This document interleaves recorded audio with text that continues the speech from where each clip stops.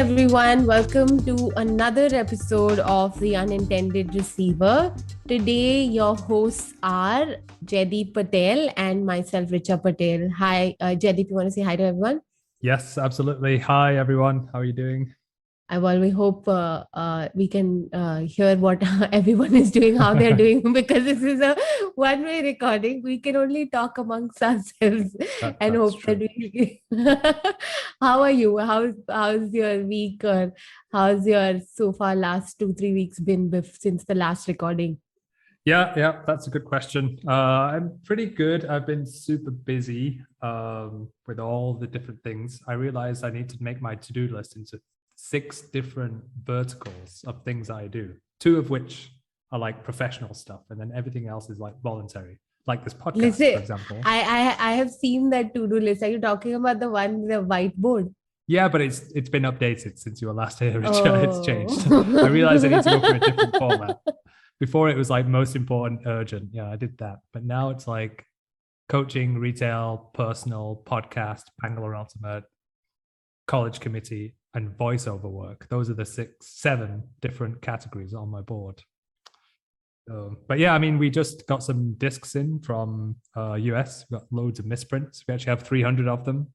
So I'm just trying to get them out online, and lots of people are picking them up. As soon as I post them on the website, they get sold like pretty quickly. How are they priced? What is the price range for it? They're all 1,200 standard price for Discraft now in India. There's a few that the prints are not as good, so they might go in like some bulk discount order. But yeah, we'll definitely share more over Instagram and Facebook ASAP, so folks can get the discs as we're picking up in Ultimate. So I think it's time for people to make sure they have discs as well. How about you? What's happening on your side of the country? My side of the country, MUL is finally over. So everyone seems to be like, oh my God, thank God we don't have to play 2 games every weekend, and it's finally over. The taxing effort and the whole taxing thing on the body. We in fact I had lots of massages scheduled, and I know quite a few people in Mumbai also who went for a lot of massages because it was really painful and tiring. Yeah. But yeah, otherwise, I think I'm going to start a motion to not wear any clothes. It's getting so hot in Bombay. To not wear any clothes. Yeah, it's getting so hot. I just don't want to wear any clothes. It's like I just step out of a house or step out of the shower and I'm already drenched in sweat. I'm like, I don't want to wear anything. That's strange. It's coming to the end of October that it's getting hot again. Is that how it usually is in Mumbai? No, it isn't. But this time it's just really hot. There's no rain. There's the winter onset is not happening. It's just a very weird weather change right now. Yeah, climate change. Yes. Yeah. No, I recently read an article where Kerala is going through heavy floods right now, right? Yeah, and the government is saying that it's because of climate change. And then I think Jairam Ramesh, he's a politician, and he was like, we can't blame everything on climate change. There are some things that are man-made as well. Can people start taking ownership and responsibility? Yep. So yeah. That is true. I don't think, yeah. So, but anyways, that's what's happening at my end of the world. And okay, so what are we doing today on the episode? So today is all about updates, what is happening across the different regions, what has happened in terms of a lot of the tournaments that we've seen in the last few weeks that are happening across. Also a little bit of gossip or a little bit of update around the World Championship regarding bids, or which are the teams and individuals that are working behind the scenes for sending out teams internationally next year, now that the world calendar is out. So yeah, that's what we're doing. We're doing an updates and gossip episode. Great. I think these are some of my favorite episodes, to be fair. We collect all the information and data that we have, plus it's a reason for being on Instagram and Facebook. Yeah, it almost feels like, we're talking about things that are happening outside, and with without people knowing we're talking about it.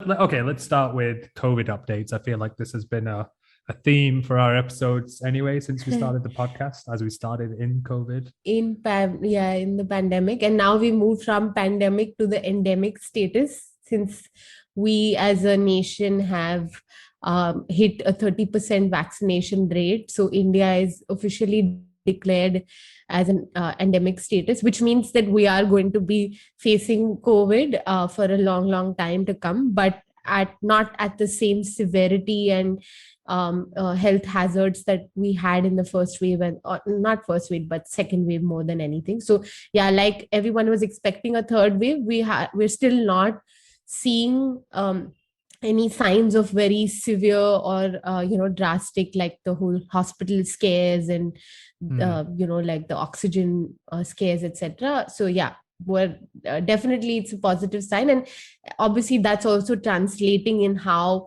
the different regions are opening up to play even.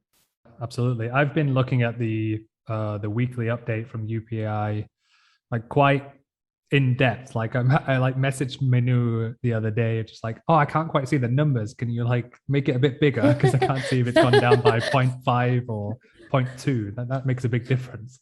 But generally across the board, numbers have been coming down. Like Kerala did have some high numbers, I think, at the end of September. And they've done a great job bringing it down. I was looking at Goa quite a lot because we're planning a tournament there, but that came down. I do feel like there's an anticipation of a third wave. Like people are always going to be talking about it and kind of on people's minds. And particularly like 30% is pretty good, actually. I'm pretty impressed with that. And government's doing everything they can.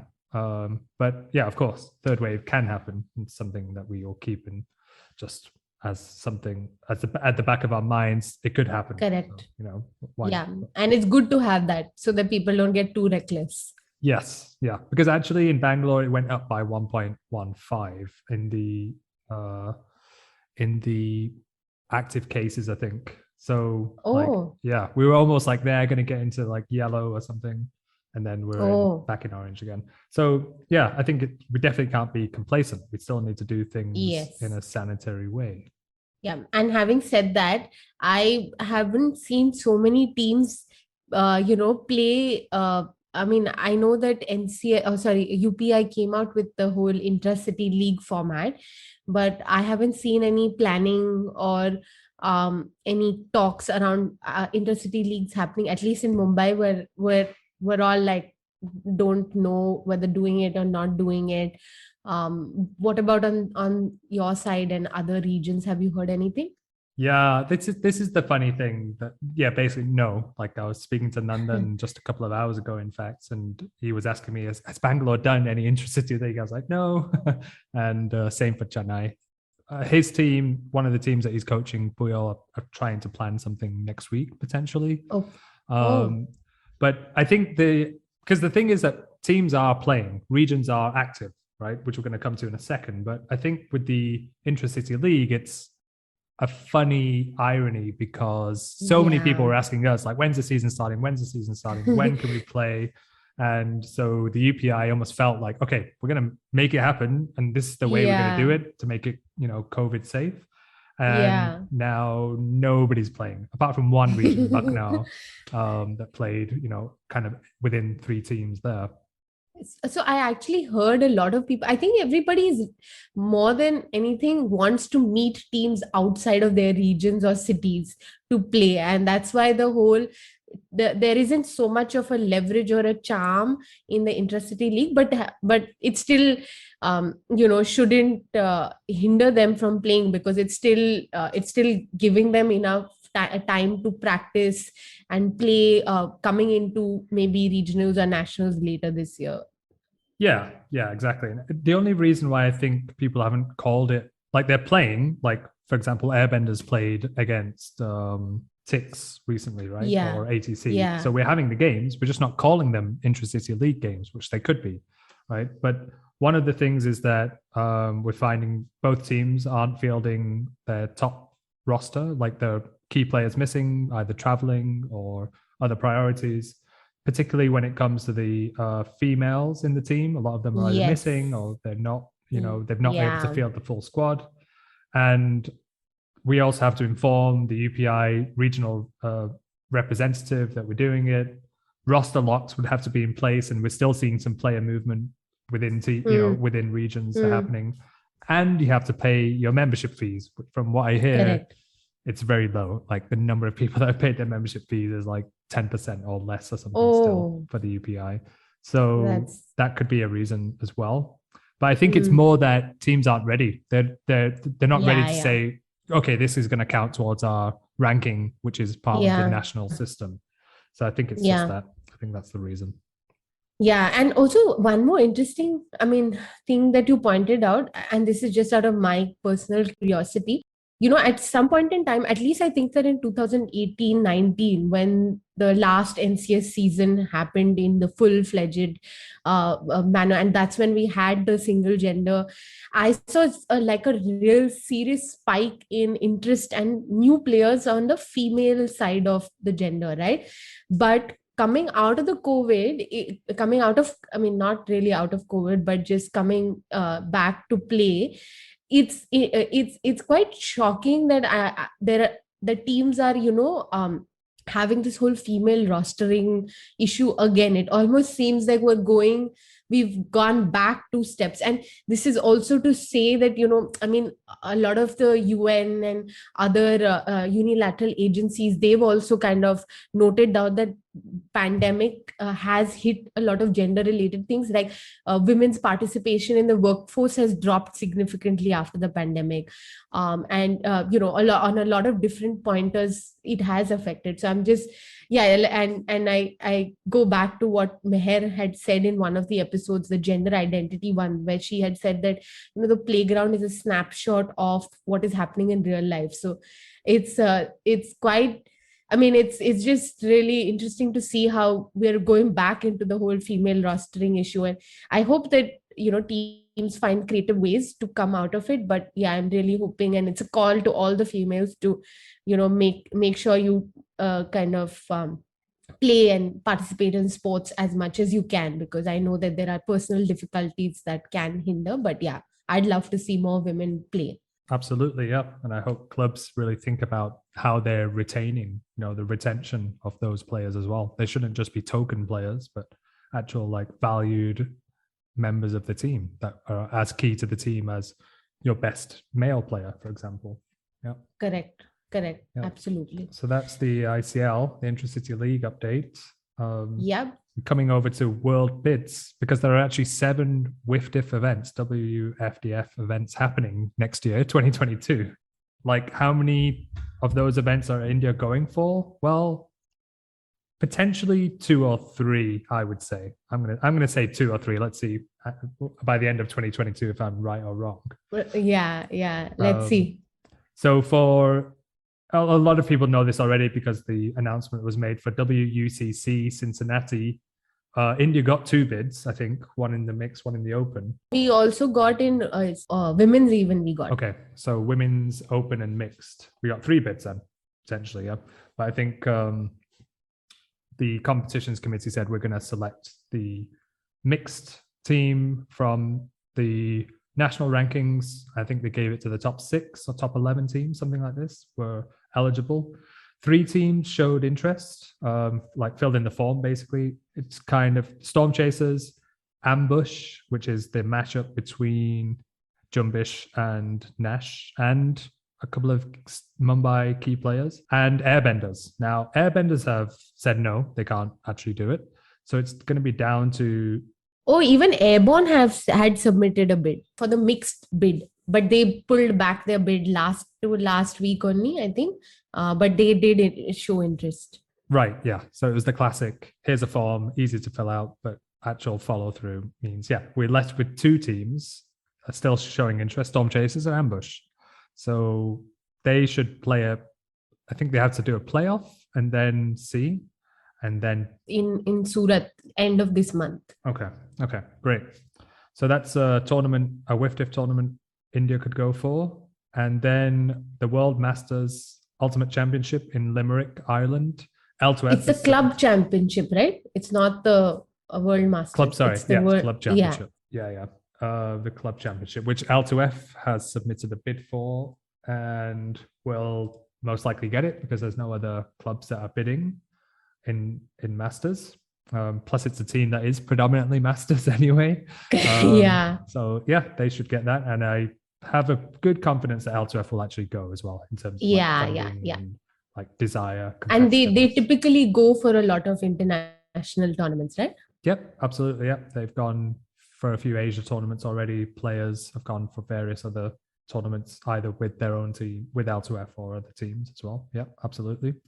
And then last time India had a bid, we had sent like Masala Chai, like a mixed team to this World Masters Ultimate Club Championship, correct? Yeah, it was called Masala Magic, but yeah, the essence is the same. Yeah, it was like a pickup team. Yeah, and that was in Canada, Winnipeg. And then two more. One is, this is quite exciting actually, the World Junior Ultimate Championships. I think it's in the Dominican Republic. Fountainhead from Surat and Creative School Bangalore both expressed interest, is what I hear on the grapevine. Oh, wow. So one of those two or both of them could potentially go. I think, I don't think WFDF would deny us 2 bids. Like that would be pretty cool from India. Yeah. So they're both interested to go. And yeah, Creative School is actually called Ninja Hokori, and I guess Fountainhead. Oh, it's the Ninja Hakoris. Oh, nice. Yeah. So. Oh, that will be really good. Yeah, and it's a new country. Like it's like great for Dominican Republic to host and conduct, and for players to go there. I think that'd be really interesting and really awesome for those young players. Yeah, absolutely. Yeah, and then the last one, which is the World Beach Ultimate Championship in LA, USA. I spoke to Raghuveer, who's the president of TNFDA, but also a big organizer for teams. He spearheaded the Masala Chai going to Amsterdam Club Championships, I want to say. No, Amsterdam Windmill Windup, which is kind of like the lead up to Worlds. So he's submitting a bid to UPAI from a Team India Mixed going to that tournament. Oh, nice. Okay. So there you have it. 4 different WFDF events could have teams from India attending next year. Interesting to see India going to these world teams without the whole selection process and without the whole, I mean, I personally would like to play on a team that is that has the whole selected systematic approach. But I mean, given the pandemic, I can imagine it's not feasible for UPI to do those things. But nonetheless, the players who do get to go play in the world championship stage, I am sure that's great exposure and great experience. Yeah, absolutely. Yeah, it's kind of a throwback to the old days where there wasn't UPI and we would just kind of go, teams would just get together and say, we're going to this tournament, and be like, great, go, represent us, be spirited about it, that's all.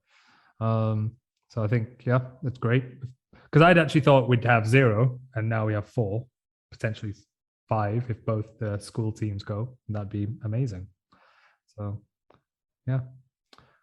That's WFDF events. So coming on to other general updates, we've got College Ultimate is starting. When I say College Ultimate, I mean college students are going back to campus. So I've spoken to an Ashokan, which said they've got like 150 players on campus. Like wow. So that is amazing. Yeah, exactly. And I think just that they were allowed to go back to campus, kind of see all their friends again and get back onto playing Ultimate is going to be great. So the college committee's kind of, busy again, figuring out if we can have National College Ultimate Championships, which are actually cancelled because of COVID last minute, next season or in 2022 at some point.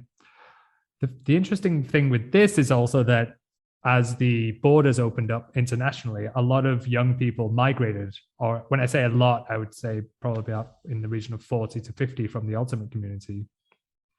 But these were all like key players for clubs and teams. So we saw a lot of students migrating. So we again don't have the same, I mean, all the younger players who we were kind of training and grooming have gone away from India to study, like Rasika. Yeah.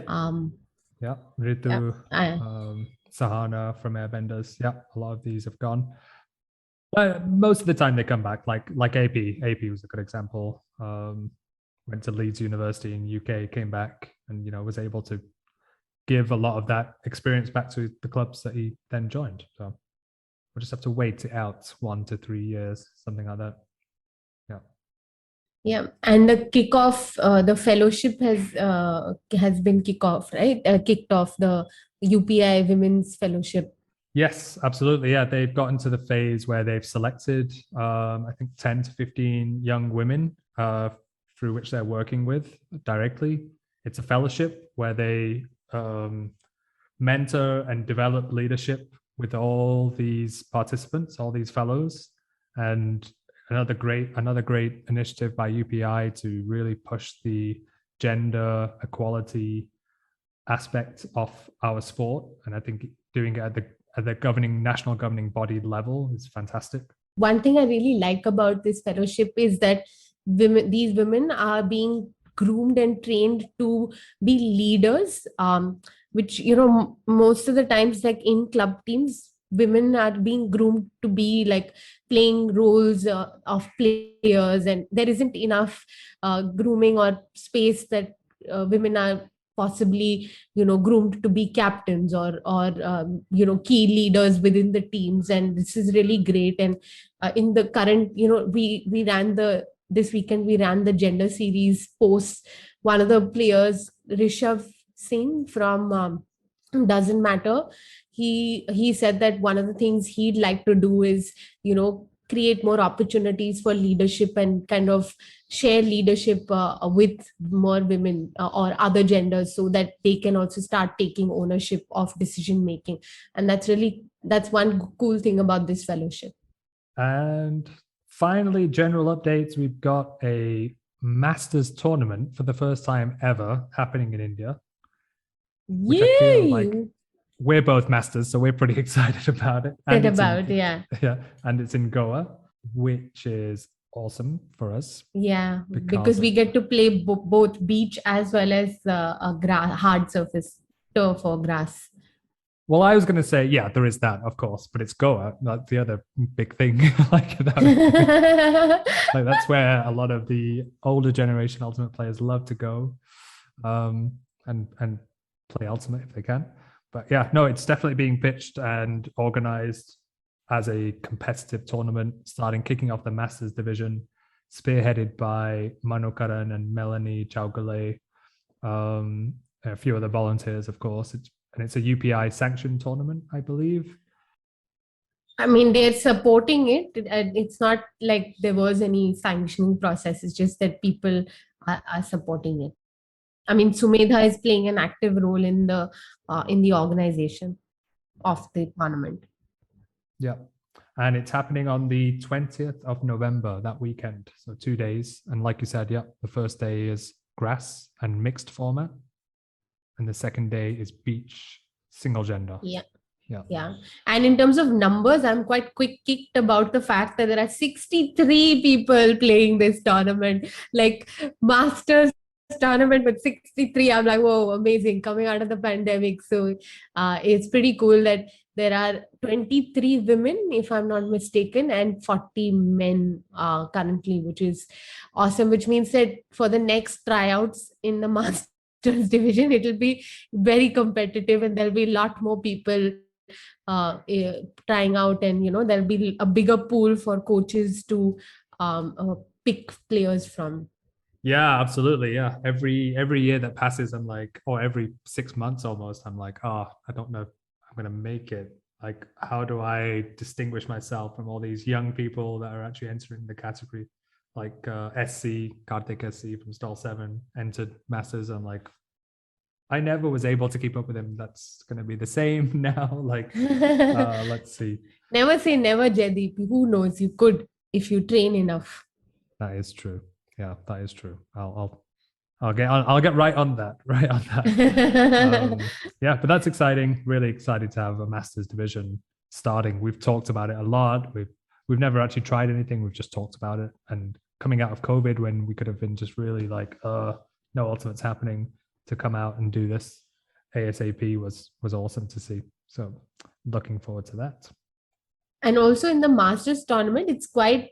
I mean, the thing is that most of these players who are signed up, at least for the tournament, I think there was a statistic that was given that almost 60% of the women that have signed up have played for the national team, and almost 40% of the men that signed up have played for the national team. So most of the most of the players coming in for the tournament are also highly skilled, like Sneha Patel, Mrinalini, and a few other people, like on the men's side, even yourself, Pixie, different people are participating. So it's definitely a competitive one, and not something that it's just like a chill or a relaxed thing in that sense. So it's going to be intense fun.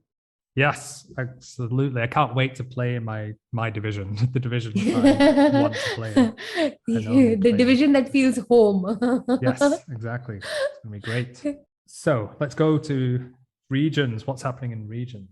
What are we starting with? Okay, so the West region, I mean, one of the biggest things that we saw out of the West region over the last month or a few weeks is the MUL, Mumbai Ultimate League. It was, I mean, I myself played in the league, and 6 weekends back to back, Sunday playing 2 games, and in intense heat, in sometimes rains, torrential, like pouring downpour rain, and it was taxing on the body, and it was definitely fun, because the grounds were amazing. It was in a centrally located place. The format was 70-minute games, and it was mixed gender, in the sense that there were 2 women and 5 men on the line, and although certain teams couldn't field the women because either they could not come, not or they were busy, or had something, and so Afterburners, one of the teams, was very severely kind of hit by this. And also the league within the I mean during the league stage, they didn't allow for any transfer, or I think this happens a lot in leagues like football leagues or basketball leagues, where there is a short transfer window between leagues in the league stage. That was a strict no at MUL, and I think if that would have been done, where there was a small window to draft the teams, it would have helped out some teams, and also for some teams to strategize in terms of getting new players, because players like Ria, she really wanted to play, but because of the strict rule, she could not play. I think I remember even Advitya, she had kind of was not available at the start of the league. So Prerna played on our team, Grumpies, and then when she was available to play, they were like, you have to either Prerna can't play while Advitya is playing. So I think that the next year I'd like to see more of a participatory kind of approach for this league. And also another thing was that the owners weren't very clued in, or rather consulted with regarding this drafting process, in terms of like the organizing committee, which is Mac, Rishabh and Tahir. They were the ones who were making all these decisions, and then sharing it with the owners. But yeah, it was a great finals fought between Icebreakers and Bombay Buntais, and Icebreakers won. There were some really killer plays on the field. I know Atul had some crazy grabs. And also he had the highest cramps on the field. I remember at one point, Ganesh was on the sideline. He was like, at this point you need to not play anymore, because if you're going to constantly cramp and come out, that's not good spirited. But it was difficult to play, because they were playing 3 games, and also also the finals was a full field, and the whole 90 minutes game. And so and I think even just generally, like I said, 6 weekends back to back playing 70 minutes, 2 games per day was quite taxing for the body. And towards the end, a lot of people were cramping. It was difficult because recovery time was less in terms of people had to practice during the week and then play. And I think also in terms of players, there were quite a few standout players like Atul, Rizwan. There was a player called Shashank, Rohan, who's beast, Bijur, Karan, who was the go-to receiver on Mumbai Bantais. And then there was, on the girls' side, I think it was phenomenal to see a lot of the women players take on roles that they haven't played in previously. Like myself, I played her handler role in one weekend. Joanna played quite well. She was amazing with her cuts and throws. We had a new player called Vaishnavi who was amazing with her grabs. So this is the first tournament, but when you see her play, it didn't seem like that. So it was really great to see a lot of women, and Sahi Saitra also took on a handler role. Usually she plays cutter. So it was great that players got to try out, and we saw a lot of new players come out and stand out in the league. And I think they have plans for taking it to Surat next year. So yeah, we'll see. That's on MUL. I can go on and on, but I'll stop at that. And another thing that Surat Ultimate is doing, which is quite interesting, is that at the end of this month they are doing an invite only tournament, where they've got interest from teams from Pune, Mumbai, Surat, Ahmedabad, and Delhi, even so far as Delhi. So we might see GK Mad or Stray Dogs play this tournament. The tournament is first, it's a 2-day tournament. The first day is a mixed gender tournament, where club teams will be playing amongst each other, and 70-minute games. The gender ratio will be followed, which is 4:3 ratio A format. And on the second day, depending on the interest from the teams, either there will be a hat tournament, or they will continue the mixed gender format. And there's also a single gender, or rather opens format that they are going to play on the first day. And on the sidelines of this tournament, there is a plan that Ambush and Storm Chasers will do the playoffs of the World Ultimate Club Championship, sorry, Grass Championship game. So that will be a fun, interesting game to watch. But yeah, Surat Ultimate is quite pumped, and they're all very excited. When I spoke to Jason, he said that, after MUL, every evening on Sunday they would watch the games, and players would be like, when are we going to start playing games? And so they're all quite excited. I know that Delhi was also really excited to participate. Pune has 2 new teams, actually 3 teams, and two full-fledged like teams. So they're also really pumped to play a tournament. So West region is also quite active in terms of playing tournaments, and there's lots of things being planned and happening, and that's great. So that's all from the West region side. A lot is happening, and I think we kind of forget sometimes that there are so many young people particularly playing, right? Like Jumbish is just one of the teams, but in fact Surat Ultimate is huge. Like it could be its own section because of all the promotion of Ultimate by if we go all the way back, I would say Vardhan Kabra, kind of founder of Surat Ultimate, and spearheading and mobilizing the community, willing to pay salaries for coaches and program directors, that kind of thing. Just created its own program in Surat, and similar for Ahmedabad, right? There were always like this kind of group of teams. Some of them became inactive, but then were willing to travel to Delhi for like a hat tournament, stuff like that. So yeah, I feel like they're all coming back out and getting ready to play. Like all the Silent Boys, Abegard, Dreamcatcher players from that side, and then Mumbai, a lot of development work going in as well, right? Like West Coast Rascals, and there's a new team called Kalina Thunders that he's coaching them as well.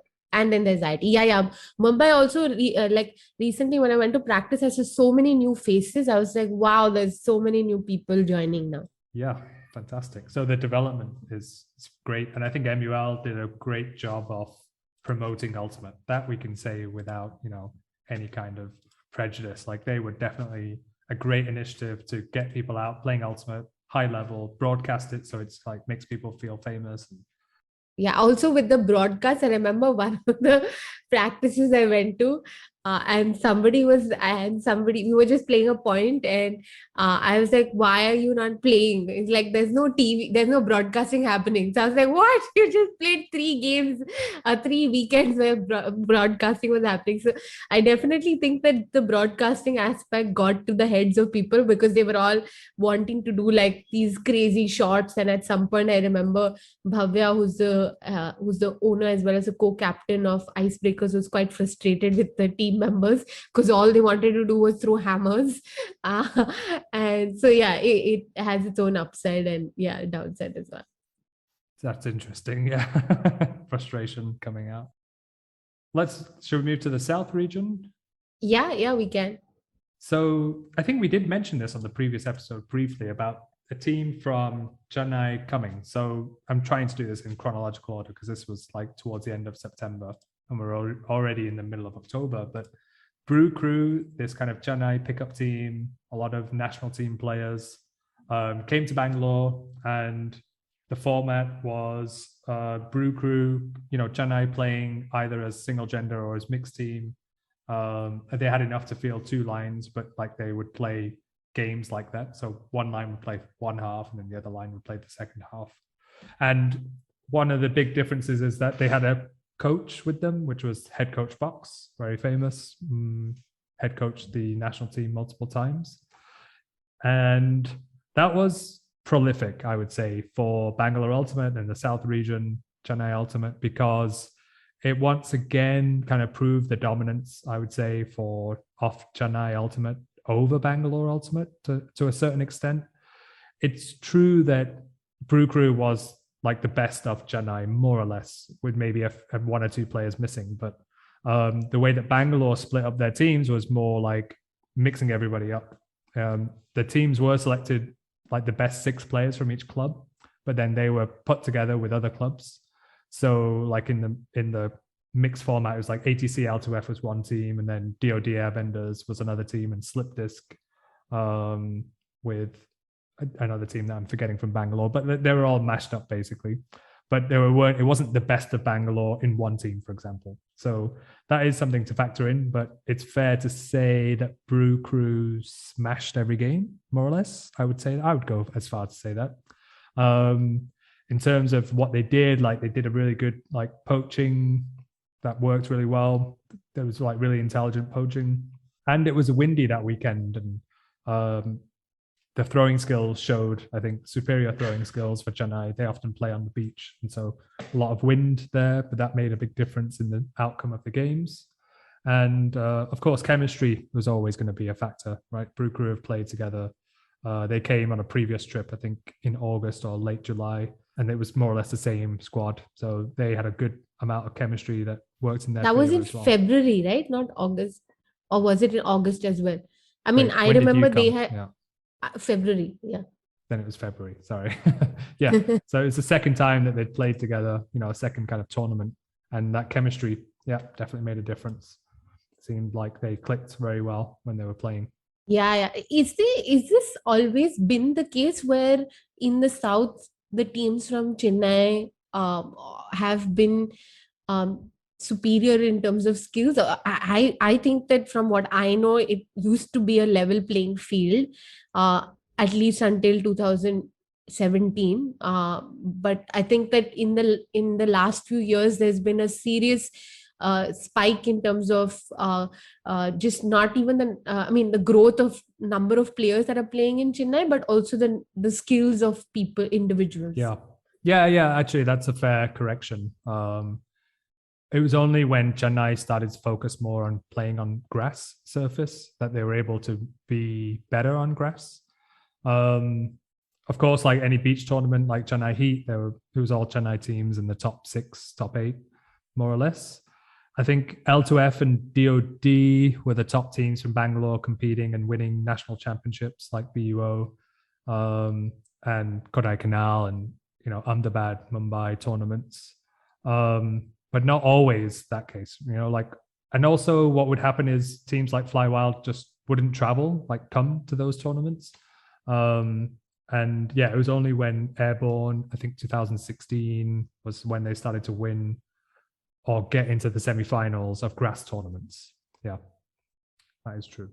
Yeah, no, and I think that it's what you said about the whole wake up call. I think it's good that Bangalore Ultimate had that reality check, and I guess it. I mean, I would hope to see players putting in more time in terms of throwing skills and etc. And yeah, that will only then make the competition more intense. Yeah, absolutely. Yeah, I think going into that tournament in particular, not many players had trained for high level competition, so it was a good wake up call that needs to happen if we want to play. Like some players hadn't played any events almost or been to practices, and then they came to that tournament weekend. So right, like so, not only is that quite dangerous for injuries, but yeah, definitely like weren't too prepared. Hardly, almost zero preparation for the kind of level that they were going to face. And so, yeah, then more recently, last weekend, in fact, 15th and 17th, 15th to the 17th of October, which was a long weekend, Chennai hosted a tournament. With this time, it was a club-based, so invitational club-based tournament, which they aptly called Chennai Ultimate Grass Championships. Sounds a bit CUGC 2021. And they did invite, top Bangalore teams, but in the end, only ATC went, air traffic control. They picked up one or two players from Bangalore as well, but more or less it was the ATC, squad. And yeah, other teams that attended, not from Chennai. There were two from Oroville, Spinergy and Alphas. I think that's it, actually. I mean, there were some like outside of Chennai, kind of more Tamil Nadu, you could say, like Indigo teams that had gone. The team from Coimbatore, No Fly Zone, were not able to go. So we're missing. So yeah, we can say it's predominantly the Chennai teams that were in attendance. What was good about this? How many teams would that be? It was 10 teams in total. Okay. Oh, yeah. Nice. Okay, that's a good enough size of team. Yeah. That's good. It's like a sectionals, more or less. Yeah. If more Bangalore teams had gone, it would have been a regionals, I would say. Yeah. And the organizers were Rama, Rocket, and one more name that I'm forgetting, Gotham. They found an international school, great grass fields, made 2 fields out of that. The tournament format was 70 minutes games. Every team played at least, I would say, 5 games. But, having spoken to Raghuveer, president of the Tamil Nadu Association, he did say it was quite hard for every team to perform at a high level. We could see that. He could see that, just watching and playing as he did for Callahan's. Low number of female players. Some teams only had 6 women players, which is definitely not enough if you want to compete using gender ratio rule A. Not all the Chennai teams were there. Some of them were missing, 1 or 2. But what was good is that leading up to the event, because they knew that it was coming, they had a lot of practice matches. They were able to organize friendlies, and knowing that the event was going to happen, perhaps was because of the event happening that they were, willing to also turn up for practice matches as well. So achieving that goal of like, let's get teams out, let's get them training hard was done very well, I would say. If we were to talk about the results of that event, it's kind of predictable. Airborne versus Fly Wild in the final. Not predictable, I would say, because any team, either of those teams could win on any good day. Airborne, in fact, won 13-11. So a close game. Just those 2 teams, whenever they face off, it's always tightly fought, great matchups, national team players on both teams, and they play a very hard game. And some interesting things that did happen were that kind of an upset, you could say, is that Alphas beat Spinergy in the 3rd-4th playoff match. And Spinergy historically... Oh, so on the 3rd, 4th spot, there were no Chennai teams. There were teams from Oroville. Exactly. Yeah. Exactly. Oh, wow. That's interesting. Yeah. And Alphas is the team that was initially coached by Abhinav Shankar, who we also call Cow. Now it's Abhimanyu and one more person I forget, but they've been coaching them pretty hard. A lot of young players with great verticals. And Spinergy just has a kind of solid history. So a lot of their fundamentals and key players are set. But Alphas were able to, overcome Spinergy in that match. It would be interesting to speak to them and hear about, more of what happened, what went down. Is this something? So Raghu actually said, yep, Alphas is a team to watch out for, like coming out of the South region.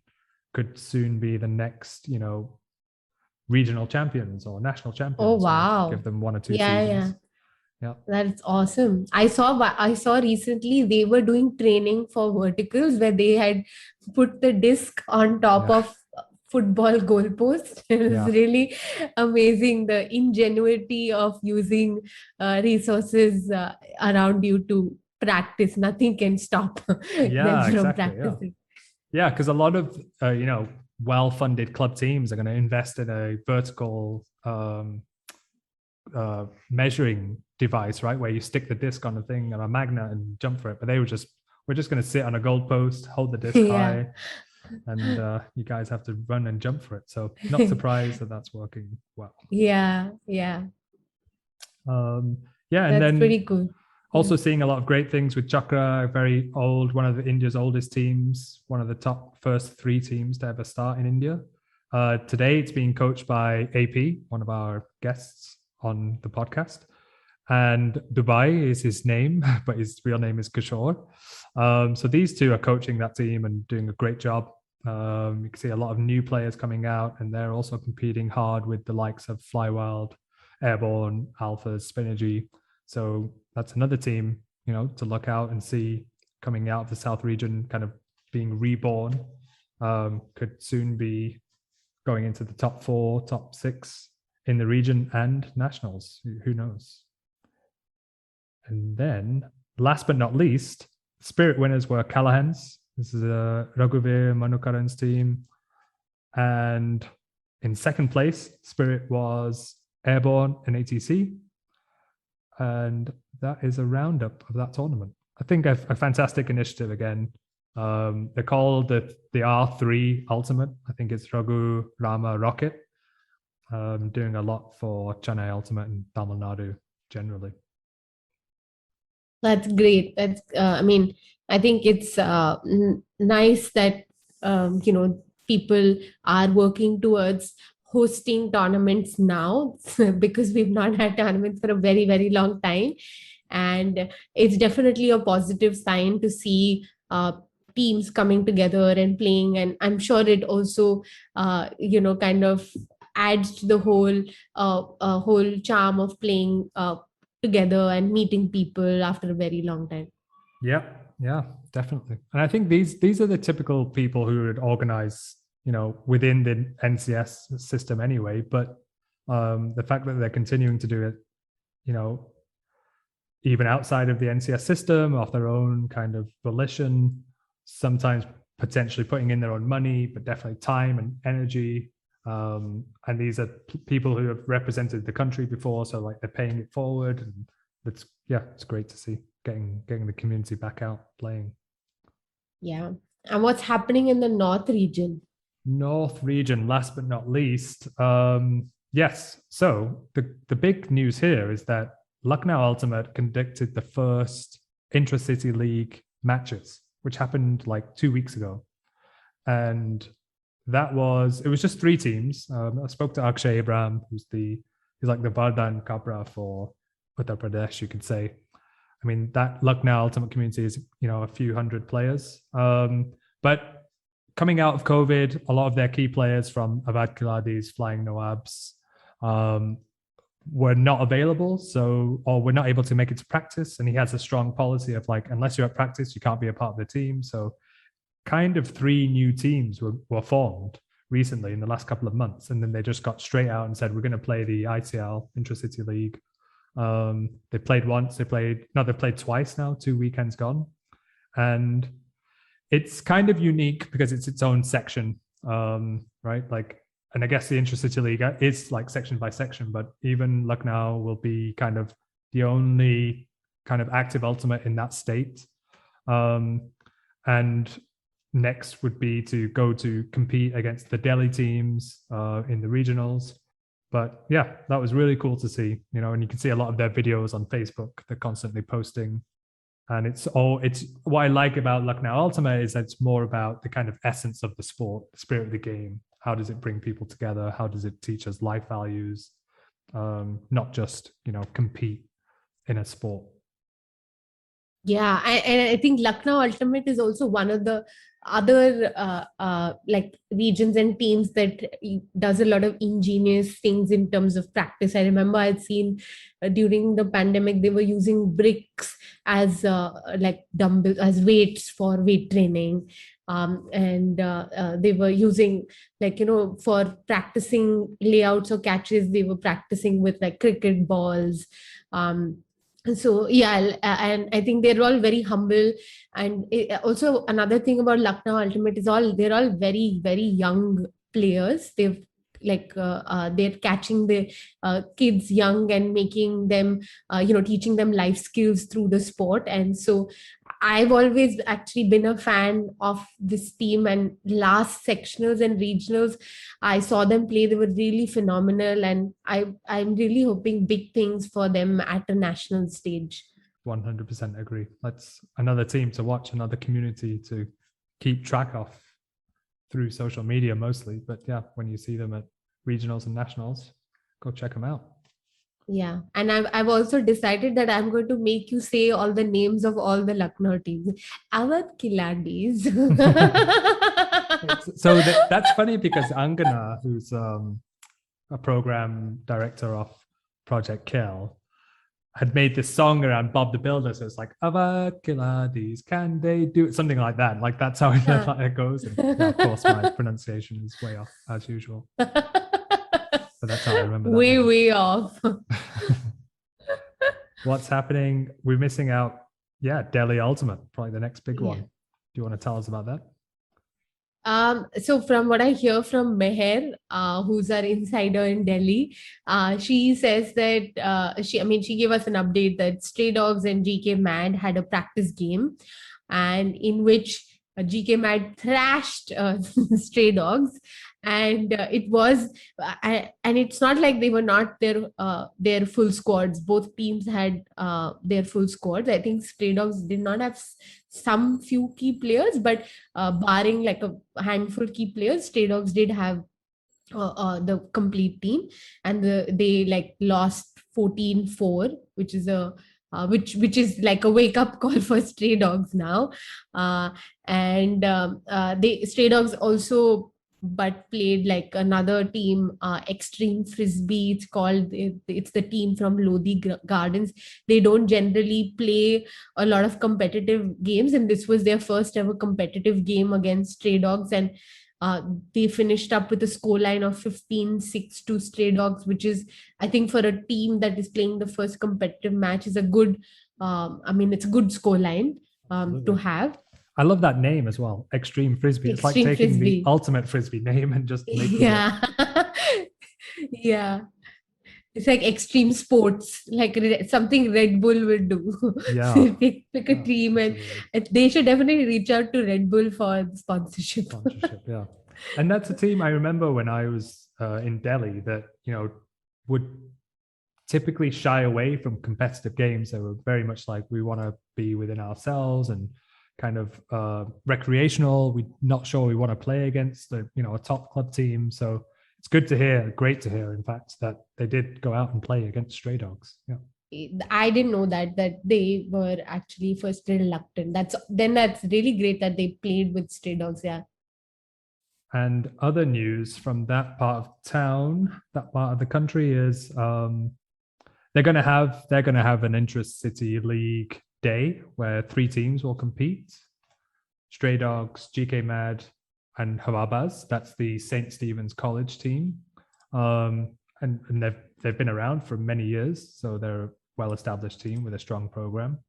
Typically, Delhi Ultimate is actually able to field 13 teams. And, some of them are college teams, like Ashoka University would field 2, which is Hammerheads and Hawks. But, they're just coming back. Like, yes, they have a lot of new players, probably 100, but may not be ready, or, not full, and getting out to a tournament or an ICL not quite ready for. Plus those teams that were more from the social programs run by Art of Play, Grasshoppers, D7 Stars. I mentioned Art of Play, but also Y Ultimate. So those teams found it really difficult during the pandemic to raise funds and, sustain their programs. Some of the Ultimate programs just didn't happen because of COVID and the strain that put on the organizations, the players, and their families. And so they won't be playing this event on the 31st of October. So in place of that, Delhi Ultimate, led by Aditya, who's the president, is planning a hat tournament. This is something that Delhi Ultimate does actually historically almost every winter season. They have a Christmas hat. They usually have two.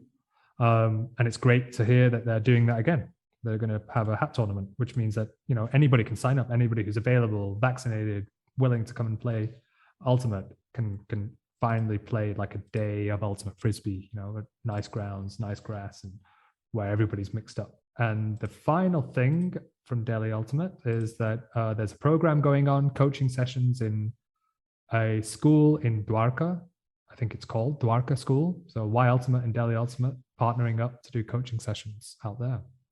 Yeah, it seems like there's a lot of activity happening across regions, and it is officially return to play. It's like every region is now going to pick up more action, and there's going to be more steam, and hoping that more people get vaccinated, because I know that the vaccination numbers are still not so encouraging, or we haven't reached a full vaccination within the Ultimate community itself. And whatever the hindrances might be, I hope that people do get vaccinated ASAP so that we can move from the Intra City League and the local tournament format into regionals, and hopefully have the nationals next year, early next year or mid next year, something like that.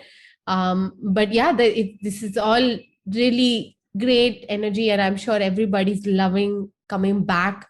And from what Raghu also mentioned, and even from experiences, personal experiences, and hearing other players, I know that a lot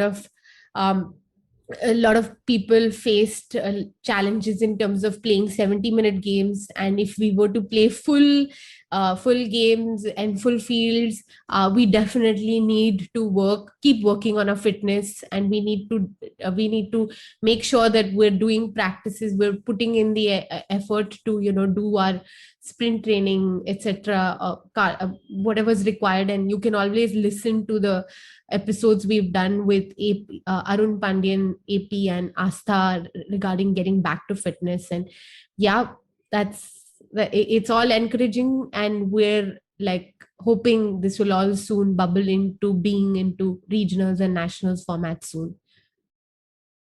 Yeah, and on that note, keep us posted. Like anything you want us to hear about, we do try and follow every single team and community on Instagram and keep up with it. But if you feel like we missed out something on the updates episode, ping us, like drop us a message or email us or call us. We'd love to share with the world exactly what's happening in India.